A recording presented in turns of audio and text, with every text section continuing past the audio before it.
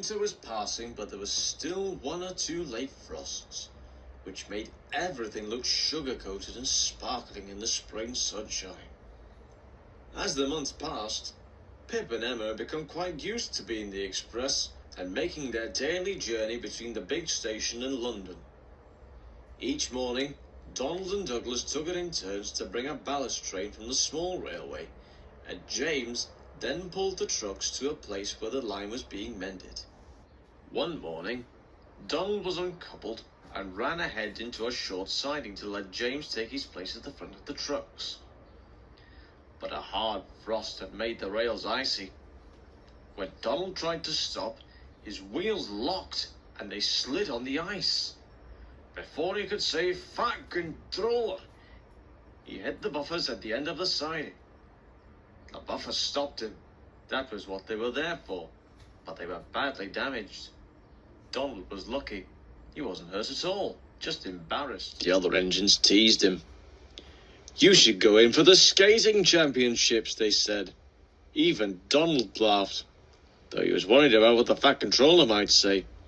But the Fat Controller only warned him to be more careful.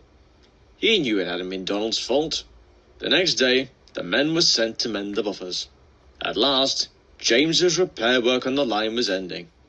"Tomorrow's train, Douglas, will be the last for the time being," the Fat Controller told him. The next day, as Douglas drew his loaded trucks to a halt in their siding, James was waiting.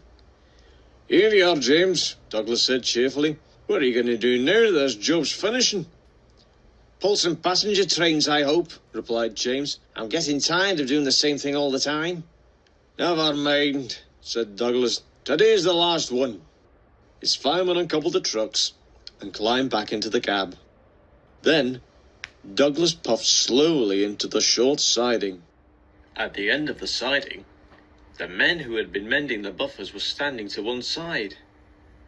They had pots of paint beside them and had just finished painting the buffer bar bright red. "That looks very smart," thought Douglas. "Much better than it did before. The Fat Controller's probably glad that Donald smashed it up." He moved into the siding. His driver put on the brakes. Nothing happened. The driver tried again. Still nothing. "Horror!" exclaimed Douglas. "I can't stop." The workmen watched in dismay. Douglas rolled steadily along the line and smashed to splinters the buffers they had just spent 3 days mending. "Ouch!" exclaimed Douglas, opening his eyes cautiously. "Oh, that hurt." The new buffers had stopped him, but unfortunately Douglas had been moving faster than Donald. He was in a terrible mess. His front was badly bent, and he was smeared with bright red, which hadn't had time to dry. "You silly great engine," scolded the foreman, waving his paintbrush angrily. It still had red paint on it, and some of the paint flew out and stuck on Donald's nose. 3 days' work," the foreman said crossly, "and in 3 seconds you come and smash it all to pieces." Douglas's front wheels were off the rails, so James had to come and rescue him. Later, the Fat Controller spoke sternly to Douglas about engines not taking care in sidings, and the red paint was left on Douglas's nose as a reminder